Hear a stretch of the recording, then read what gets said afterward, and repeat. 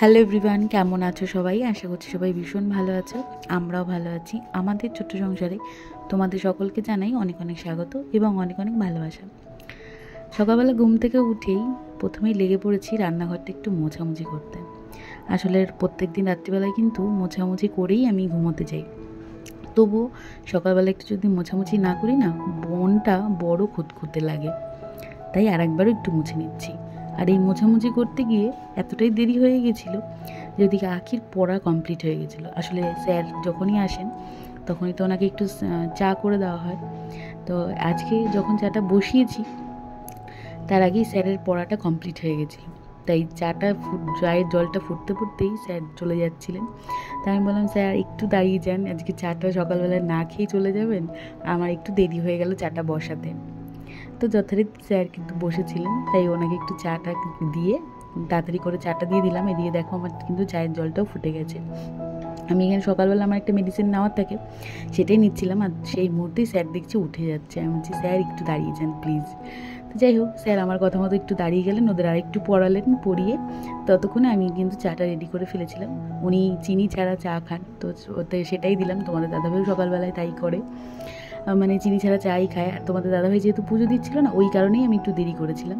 তো যাই হোক, এখন স্যারকে চাটা দিয়ে দিচ্ছি। এদিকে তোমাদের দাদাভাইয়ের জন্য কিন্তু চা আমি এখানে ছেঁকে নিয়েছি।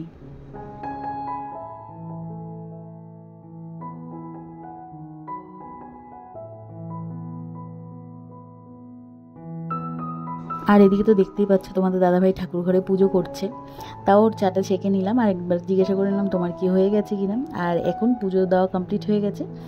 আর গতকালকে যে আমরা মেলায় গিয়েছিলাম না, ওখান থেকে কিন্তু গোপাল সোনার জন্য জিলিপি আনা হয়েছিল। গতকালকেও দেওয়া হয়েছে, আজকেও দিলাম। সরি, আমি দিইনি, কিন্তু তোমাদের দাদাভাই দিয়েছে। এখন চলে এসেছি টিফিন বানানোর জন্য। আখি তো স্কুলে যাবে, তাই এখন করবো একটু রুটি, সাথে করবো একটু আলু ভাজা। এই রুটি আলু ভাজা খেতে কিন্তু ভীষণ ভালো লাগে, তাই না বলো, সকালবেলাটাতে? তো এখন এই যে টিফিন বক্সটায় আমি দিয়ে দিচ্ছি, কারণ আখি তো ভাত খেয়ে যাবে। আর এখন ওর যে টিফিন বক্স, সেটা আমি রেডি করে নিচ্ছি। এখানে আলু ভাজা দিয়ে দিলাম। আর প্রথমে তো বললাম যে রুটি করব, কিন্তু পরে ভাবলাম না, রুটি করব না, একটু পরোটা ভেজে দিই। আসলে রুটির সঙ্গে যদি আলু ভাজা থাকে না, কেমন একটা বিচ্ছিরি হয়ে যায়, যখন ঠান্ডা হয়ে যায় তখন আর ভালো লাগে না। তাই জন্য ওর জন্য আমি একটু পরোটা করে নিয়েছিলাম। আর আখি স্কুলে বেরিয়ে গেছে খাওয়া দাওয়া করে, আমাদেরও টিফিন খাওয়া কমপ্লিট হয়ে গেছে। তারপরেই এই যে পুরো বর্ষাটার মধ্যে যে জামা কাপড় জমিয়ে রেখেছিলাম, সেগুলো নিয়ে চলে এসেছি। আসলে জামা কাপড় কোনোটাই না বেশি ময়লা না, শুধুমাত্র ঘাম, তারপরে একটু কাদা লেগেছে, এরকম কিছু জামা কাপড় রয়েছে, সেগুলোই এখন আমি একটু ভিজিয়ে দিচ্ছি। আর সারা সপ্তাহ বলতে পারো বৃষ্টির দিন তো চলেছে, তো প্রচুর জামাকাপড় ভিজে গেছে, মানে রয়ে গেছে। সেগুলো তো আজকে পরিষ্কার করতেই হবে। আর এগুলো এখন ভিজিয়ে দেবো। তারপরে ছাদের কালকে তো তোমাদেরকে দেখিয়েছি অর্ধেকটা পরিষ্কার করেছি, আজকে যে অর্ধেকটা বাকি আছে সেটা একটু ঝাড় দিয়ে পরিষ্কার করে নেবো। কারণ আজকে তো ছাদটা পুরো একদম শুকনো খটখটে হয়ে গেছে, আজকে আর ব্লিচিং দেবো না, এমনি ঝাড় দিয়ে পরিষ্কার করে নেবো। আর এদিকে প্রথমে সব জামাকাপড়গুলো ভেজালাম, আর দুটো জিনিস রেখে দিয়েছি, সেটা হচ্ছে দুটো বিছানার চাদর। মা বলেছে যে বিছানার চাদরগুলো যেন আমি শ্যাম্পু দিয়ে কাচি। আসলে কালারগুলো এতটাই সুন্দর, মা বললো যে না, সার্ফে এখনই দিস না, এখন একটুখানি ওই শ্যাম্পু দিয়ে কাচ। কারণ নতুন জিনিস একটু শ্যাম্পু দিয়ে কাচলে না বেশ গ্লেজটা থেকে যায়, জানো তো, নষ্ট হয় না তাড়াতাড়ি।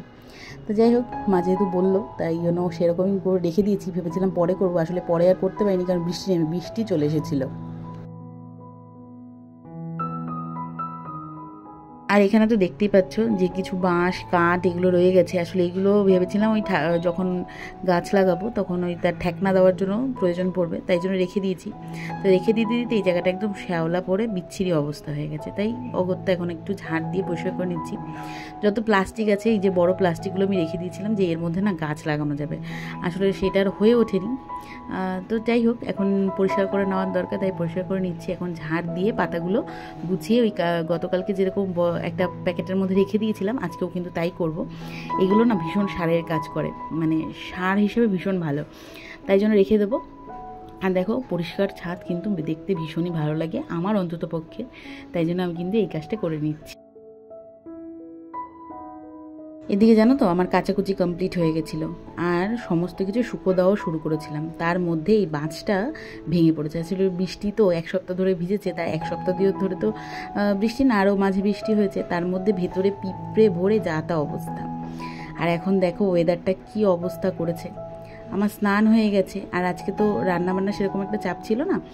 আগের দিন তো তোমাদেরকে দেখালামই যে আমি মাছের ঝোল রান্না করে রেখেছিলাম, আর আখি চলে গেলে তো অন্য কিছু রান্না করার কোনো প্রশ্নই ওঠে না, কারণ ও মাছের ঝোল দিয়ে খেয়ে গেছে। আমরাও আজকে তাই শুধুমাত্র মাছের ঝোল দিয়েই ভাতটা খাবো। আর এখন প্রায় বলতে পারো ওই 2-2:30 বাজে, আর দেখো কি ভীষণ পরিমাণে বৃষ্টিটা নেমেছে। আর এদিকে না কিছু ছোট ছোট গাছ ছিল, যেগুলো কিনা আমি একটু বের করে রেখেছিলাম, যে রোদ উঠেছে তো, আর যেন একটু রোদ পায়।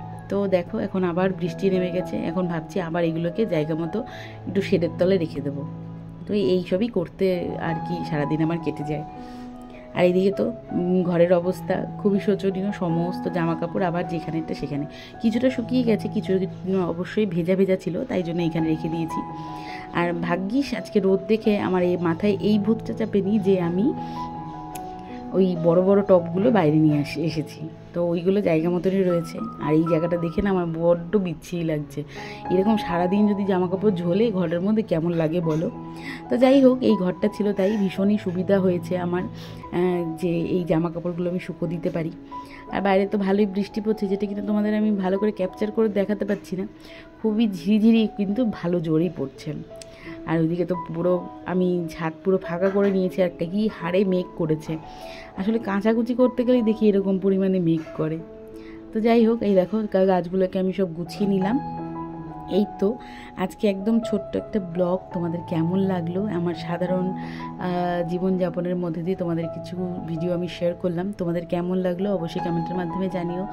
ভালো লাগলে একটা লাইক করে দিও, আর সাবস্ক্রাইব করে আমার এই ছোট্ট পরিবারটার পাশে থেকো। তো চলো আজ আসি, দেখা হচ্ছে নতুন একটা ব্লগ নিয়ে। এই তো দিনের শেষে একটা বৃষ্টি ভেজা দিন তোমাদের সঙ্গে শেয়ার করলাম। আজ আসি, চলো টাটা।